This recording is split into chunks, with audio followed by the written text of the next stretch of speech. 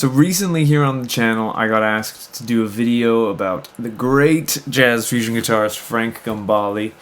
And I was thinking about different things that I could talk about relating to him other than, shredding in Chick Corea's electric band with a yellow Ibanez. And when I was thinking about topics that I could cover in a video with Frank Gambale, I went back to an interview with Rick Beato that I think he conveyed some really, really incredible ideas about how to understand and apply the modes.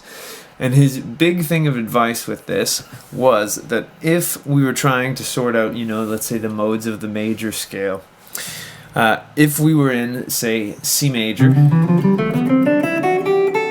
and we wanted to get used to the Dorian sound, a lot of people would then end up practicing D Dorian, which, if you're familiar with the modes, is the same set of notes as that C major. And that can get really, really confusing with our ears because we're playing the same notes just starting from a different root. And if we want to actually use the modes, like say for example, I have a D minor 7 chord and I want it to sound Dorian, it's going to be far better for us if we actually know what Dorian sounds like with that major 6th in the minor scale, rather than thinking, okay, I'm going to play C major from the second note.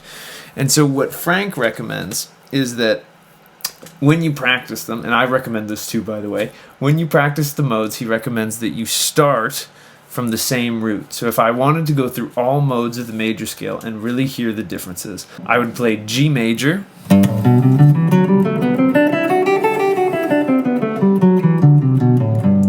I would play G Dorian, so I can hear the difference. I'd play G Phrygian,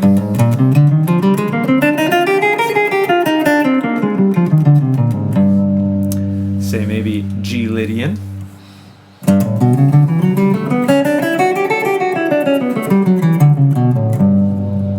G Mixolydian,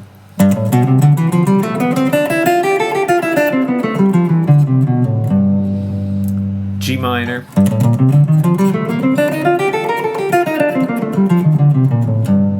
and finally G Locrian would be my 7th mode.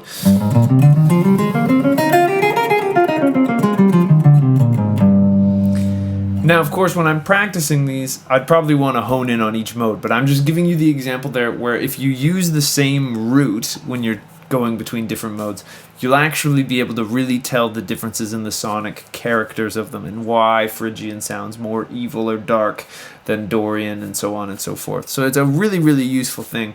And then the bit that I wanted to add on to it is you can further enhance your hearing of these intervals and these modes by using a drone when you practice. So for example, I'm going to use my freeze pedal here. Well, it's not a true freeze, it's the polysustain in the line 6 helix. But for example, if I hold this G, let's say I want to play Lydian over this, I would practice my Lydian mode all up and down the neck while I'm hearing all of these notes in relation to this drum. So it would sound something like this.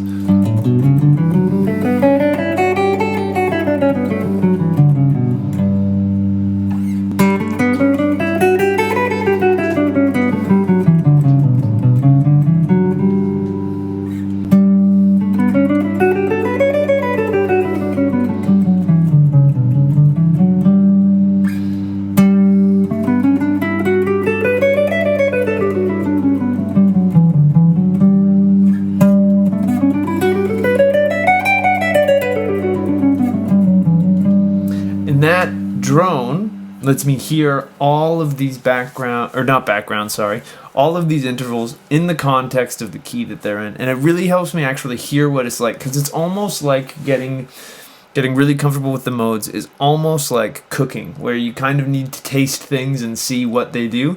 This is a way to really help you hear the sonic character of the mode.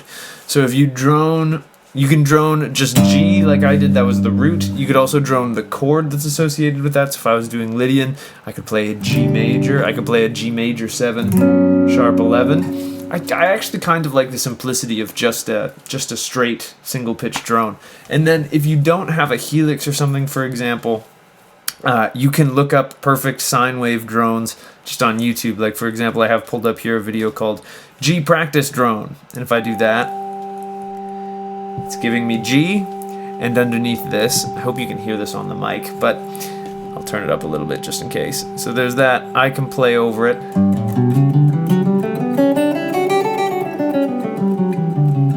Just like I did before. G Lydian, I'll play a different one just so you get the sound. So see the stark contrast between G Lydian and G Phrygian here. If I go,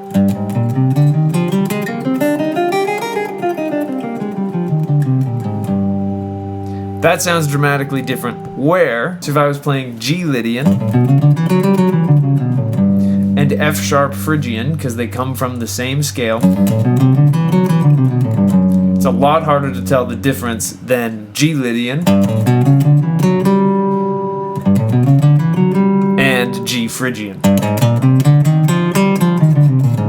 So by using those and practicing the modes over a static sound, whether it's a drone or whether you have an EHX freeze pedal, a Helix, a quad cortex, whatever you may have, it's truly a wonderful way to practice this, and this is something that Frank Gambale advocates for that I think is super, super useful. I remember watching him explain the modes in that Rick Beato interview and being amazed by it. So I hope you found this video useful. If you did, I'd really appreciate it if you could like and subscribe. It truly helps me out more than you could know. If you wanted to support me and support the channel, I do have a Patreon page linked down in the description. You get some cool perks, you get a week's early access to videos, and of course you help support me in the hours I put into these free video lessons. I'd love to see you over there. If you want to take a guitar lesson with me, I have a link down in the description as well. I'd absolutely love to work with you. I've been working with a bunch of you guys from YouTube, and it's always a treat to sit down and work on whatever's troubling you on the guitar. Last but not least, I've got at least 2 videos coming out every week, so I hope to see you in the next one, and until I do, I'll wish you a wonderful day, and I hope you get to have some fun playing the guitar.